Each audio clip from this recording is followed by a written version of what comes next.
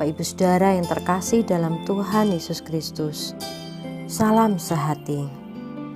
Pembacaan renungan kita malam hari ini, kita masih belajar dari Gideon.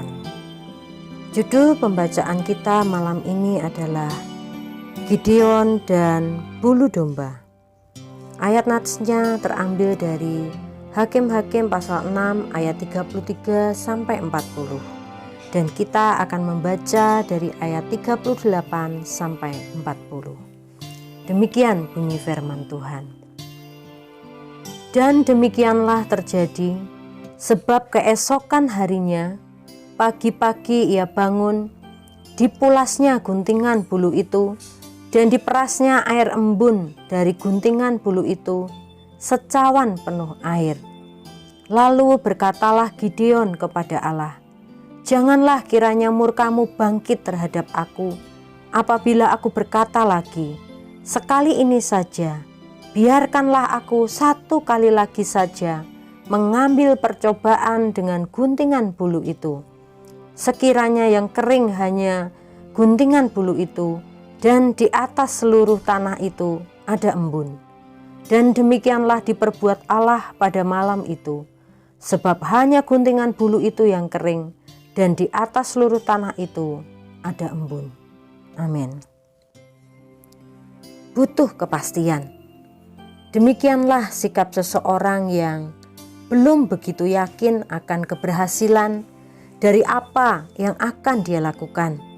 Apalagi jika apa yang akan dia lakukan itu merupakan perintah dari pihak lain, bukan karena inisiatifnya sendiri.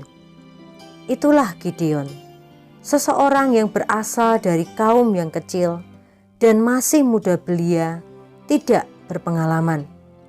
Sebagaimana kita tahu bahwa Gideon sempat merasa putus asa dan sekaligus meragukan penyertaan Tuhan atas bangsanya. Dia juga termasuk orang yang meragukan kekuatannya sendiri, di mana hal ini membuatnya menjadi meragukan panggilan Tuhan. Maka tidak heran kalau kemudian dia masih ragu-ragu apakah Tuhan benar-benar akan menyelamatkan bangsanya melalui dirinya. Kisah bulu domba menjelaskan akan keinginan Gideon untuk mendapatkan kepastian dari Tuhan. Jika engkau mau menyelamatkan orang Israel dengan perantaraanku, ini adalah merupakan pernyataan Gideon yang tidak perlu ditafsirkan lagi, karena memang sudah jelas bahwa dia ingin sebuah kepastian. Untuk mendapat kepastian, Gideon meminta tanda dari Tuhan. Dari apa yang dilakukan Gideon ini, kita bisa menemukan dua pelajaran penting. Pelajaran yang pertama, jika dilihat dari sudut pandang jasmani, permintaan Gideon untuk sebuah tanda adalah sesuatu yang wajar. Firman Tuhan menjelaskan bahwa pasukan musuh sudah mendekat dan siap menyerang bangsa Israel. Siapa yang tidak ngeri melihat seluruh orang Midian, orang Amalek, dan orang-orang dari sebelah timur telah berkumpul bersama-sama? Ini bukan segerombolan anak nakal, bukan juga sekelompok preman pasar, atau serombongan orang yang mau berdemo. Ini adalah pasukan terlatih dalam jumlah yang sangat besar. Wajar kalau Gideon meminta tanda kepastian untuk menang terhadap mereka. Yang kedua, ada unsur keterbukaan Tuhan kepada orang yang Dia pilih. Sebenarnya dengan meminta tanda, Gideon sudah meragukan firman Tuhan. Ini terlihat dari penggalan kalimat, "Seperti yang kau firmankan itu." Bukankah kalau Tuhan sudah berfirman pasti terjadi? Di sisi lain, tanda yang diminta Gideon adalah sesuatu yang tidak lazim. Bentangan guntingan bulu domba yang basah sementara sekitarnya kering. Dan sebaliknya, untuk hari berikutnya adalah hal yang tidak lazim. Sebab yang lazim adalah semua pasti basah kena embun. Jika dicerna, permintaan Gideon itu keterlaluan. Sudah meragukan firman Tuhan, masih meminta hal yang aneh-aneh. Namun Tuhan tidak murka kepada Gideon. Tuhan terbuka untuk menerima pendapat, usulan, dan permintaan orang yang sudah Tuhan pilih.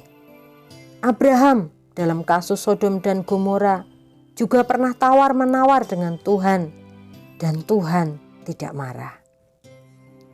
Dari kisah ini kita belajar, selama kita masih ragu-ragu akan apa yang hendak kita lakukan, kita juga boleh bertanya kepada Tuhan. Apalagi yang hendak kita lakukan adalah memenuhi tugas panggilan Tuhan. Mintalah kepastian dari Tuhan sehingga kita melangkah dengan mantap. Lebih baik meminta kepastian Tuhan dengan meminta tanda yang daripada Tuhan, daripada kita melangkah dengan keraguan-raguan. Dan percayalah, seperti Tuhan menjawab Gideon, Tuhan pun juga akan menjawab setiap doa-doa kita. Demikian pembacaan renungan kita malam hari ini. Kita akan akhiri di dalam doa. Mari kita berdoa. Tuhan, berikanlah kepada kami kepastian akan keberhasilan segala tugas yang Tuhan telah percayakan kepada kami, sehingga kami mantap dalam menjalaninya. Tetapkan panggilan-Mu dalam hidup kami ya Tuhan, dan mampukan sanggupkan kami untuk mengerjakan panggilan-Mu itu dalam kehidupan kami. Berkati seluruh anak-anak Tuhan yang mendengarkan renungan ini. Biarlah mereka semuanya diberkati. Hanya dalam nama Tuhan Yesus kami sudah mengucap syukur dan berdoa. Haleluya. Amin. Tuhan Yesus memberkati Bapak, Ibu, Saudara semuanya. Salam sehati.